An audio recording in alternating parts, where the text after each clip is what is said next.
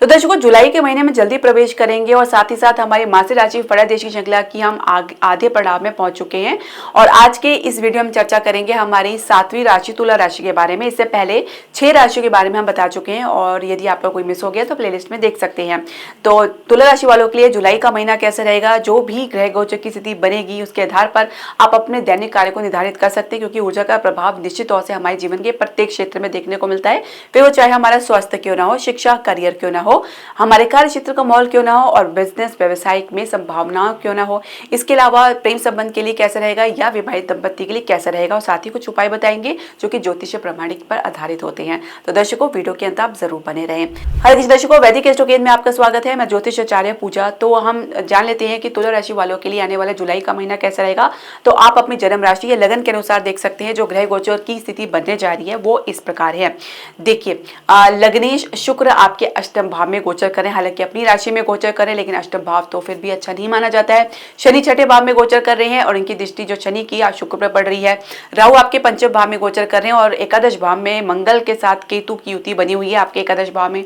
इसके अलावा नवम भाव में भाग्य स्थान में बृहस्पति के साथ सूर्य गोचर कर रहे हैं और नवमेश यानी भाग्य के स्वामी आपके बुध दशम भाव में गोचर कर रहे हैं कर्क राशि में। अब आप इसमें कुछ परिवर्तन देखेंगे, जैसे कि शनि 13 जुलाई को वक्री अवस्था में आ जाएंगे छठे भाव में गोचर करते हुए। सूर्य 16 जुलाई को कर्क राशि में प्रवेश कर जाएंगे, आपके दशम भाव में आ जाएंगे। और बुध 16 जुलाई को वक्री अवस्था में आ जाएंगे आपके जो है दशम भाव में गोचर करते हुए।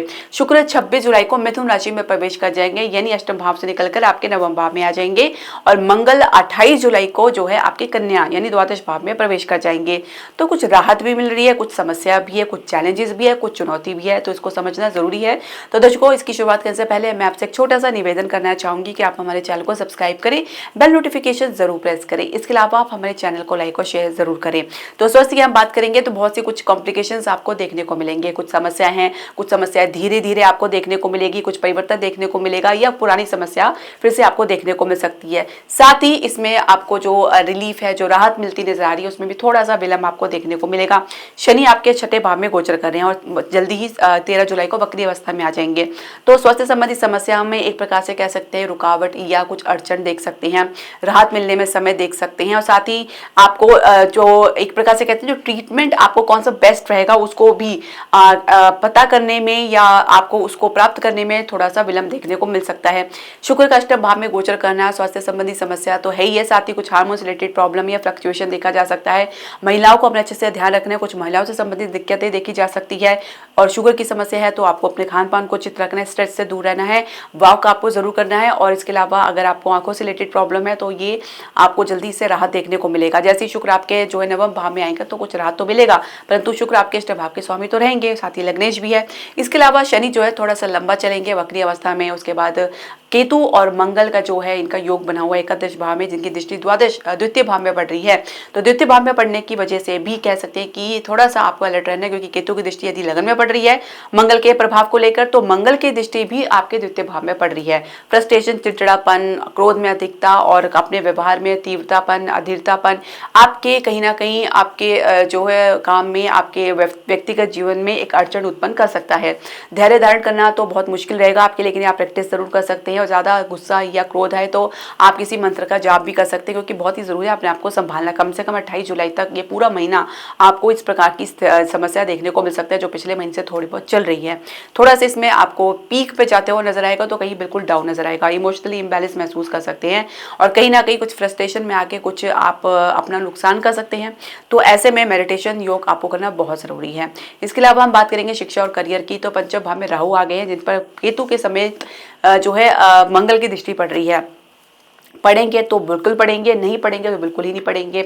मन लगा रहे हैं तो अपना मन लगाने का प्रयास करें, लेकिन जरा सा भी डिस्ट्रैक्शन आपको मन से पूरी तरीके से भटका देगा और यही वजह हो सकती है कि आपकी गलत संगति के कारण आपको नुकसान उठाना पड़ सकता है। लॉन्ग टर्म पे अगर देखा जाए तो ये एक अच्छी स्थिति बनती हुई नजर नहीं आ रही है, इससे आपको बच के चलना होगा। इसके अलावा कॉम्पिटिशन में बहुत संघर्ष के बाद आपको विजय मिल रही है।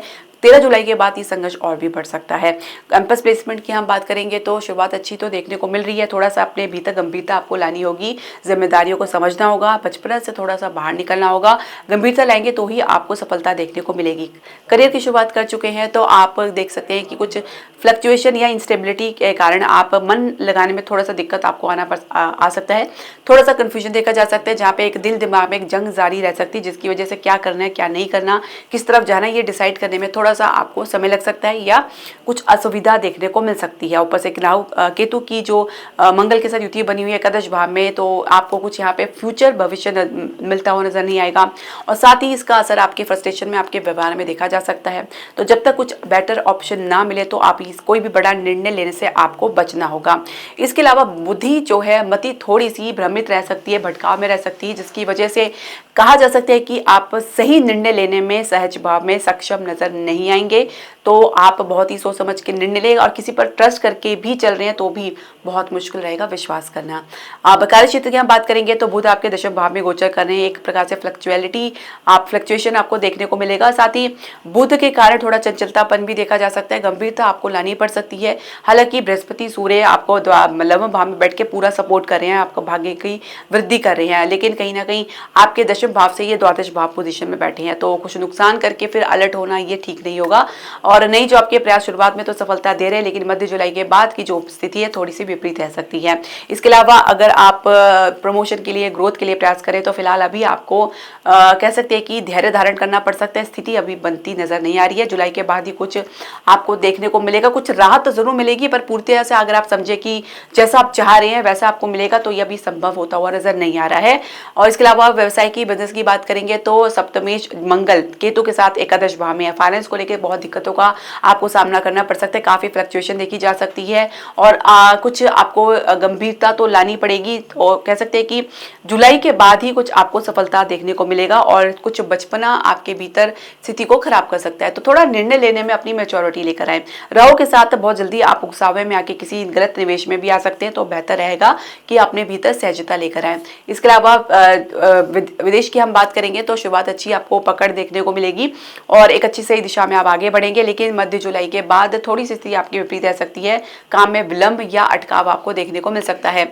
इसके अलावा अगर हम देखें तो आपके जो रियल एस्टेट की बात करें या शेयर मार्केट की हम बात करें तो दोनों में ही स्थिति थोड़ी सी असमंजस बनी हुई है। फिलहाल निवेश के लिए तो कोई खास अवसर देखने को नहीं मिल रहा और रियल एस्टेट में, घरेलू उद्योग में कंपटीशन ज्यादा आपको देखने को मिलेगा और परिणाम बहुत ही कम देखने को मिलेगा।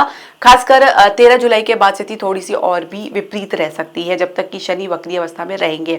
इसके अलावा अगर हम बात करें आपके प्रेम संबंध की तो पंचम भाव के स्वामी शनि है, छठे भाव में गोचर कर रहे हैं। स्थिति आपके लिए बहुत ज्यादा विपरीत बनी हुई है, बहुत ज्यादा प्रतिकूल बनी हुई है। राहु के साथ शनि का दोनों जो कॉम्बिनेशन बना हुआ है पंचम और छठे भाव में एक दूसरे के साथ, क्योंकि शनि आपके पंचम भाव के स्वामी है, पंचमेश होकर छठे भाव में गोचर कर रहे हैं।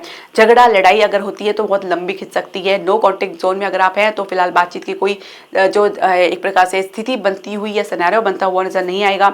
एक प्रकार की छटपटाहट और एक प्रकार से कह सकते हैं कि उतावलापन देखा जा सकता है। बहुत ज्यादा एक आपकी एक जो कॉन्शियसनेस जो लेवल है उस स्तर पे भी आप अपने पार्टनर को लेकर बहुत ज्यादा सोचते विचारते नजर आ सकते हैं और एक जब जरूरत से ज्यादा किसी के साथ कनेक्शन महसूस होता है तो वो हमेशा दुखदाई पीड़ादायी होता है। उसका कभी भी उचित परिणाम आपको देखने को नहीं मिलेगा। आप जितना मर्जी हाथ पैर मार लें कुछ भी नहीं मिलने वाला है। तो बेहतर ये रहेगा सहज भाव में रहे, स्थिति को अपने फ्यूचर के हिसाब से देखकर चले, उसके हिसाब से कंट्रोल करने का प्रयास करें, बजाय इसके कि वर्तमान में ही सब कुछ मानकर चल रहे हैं, वो सही नहीं होगा। कभी कभी फ्यूचर की तरफ देखना पड़ता है। विवाह की चर्चा चल रही है तो अभी सफलता से वो मिलने से रही। और बात की अगर स्थिति समझे 28 जुलाई के बाद के लिए भी तो भी कुछ आपको स्थान से बाहर या कुछ इस प्रकार से कह सकते हैं अन्य देश से भी, विदेश से कुछ आपको प्रपोजल मिल सकता है। इसके अलावा विवाहित दंपति की बात करेंगे तो बहुत ही सावधान आपको रहना है। छोटी छोटी बात को लेकर चिड़चिड़ापन, मतभेद, झगड़ा या डिस्टेंस आपको देखने को मिलेगा। अब किसी लाभ को लेकर भी आप लोगों की जो है एक प्रकार से मतभेद देखने को मिल सकता है। परिवार को लेकर भी संबंध में कटुता या आपको डिस्टेंस देखने को मिल सकता है, तो ऐसे में सावधान रहने की आवश्यकता है। संतान के लिए अब स्थिति थोड़ी सी प्रतिकूल बनी हुई है, अभी समय उचित नहीं है और अब सिर्फ ये समय आपका जाप करने का, ध्यान करने का है और अपने अच्छे से कर्म करने का है, तभी आपको जो आने वाला समय गोचर है वो आपको बेहतर परिणाम देगा। उपाय की हम बात कर लेते हैं। देखिए दर्शकों, आपको मंगल का उपाय करना है। मंगल के लिए प्रत्येक मंगलवार को आप हनुमान जी के दर्शन कर सकते हैं, गाय को मीठी रोटी को खिला सकते हैं। इसके अलावा आज क्योंकि आपके सप्तमेश भी है केतु के प्रभाव से मुक्ति के लिए आप गणेश जी का ध्यान कर सकते हैं, उनका जाप कर सकते हैं और गली के कुत्ते को भोजन खिला सकते हैं। ये उपाय आप ज़रूर करें। इसके अलावा आपकी लग्नेश की मजबूती भी बहुत ज़रूरी है, तो आप शुक्र का बीज मंत्र का आप जाप कर सकते हैं। बहुत ही आसान है। ओम शम शुक्राय नमः 108 बार जाप कर सकते हैं। सफ़ेद वस्तु आप का दान कर सकते हैं, जिसमें आप कोई मेकअप का सामान है तो किसी विवाहित स्त्री को या कन्या को आप दे सकते हैं। और सफ़ेद वस्त्र आप धारण कर सकते हैं। माता लक्ष्मी की पूजा अवश्य करें नारायण समेत, तो ये आपके जीवन में आपके गृहस्थ जीवन में सुख शांति तो लेकर आएगा, व्यवसाय के लिए भी और व्यक्तिगत जीवन के लिए भी काफ़ी लाभकारी साबित होगा। तो दर्शकों, आपकी जो भी पसंद, सजेशन या क्वेरी आप हमारे कमेंट बॉक्स में ज़रूर डालें। हरे कृष्णा।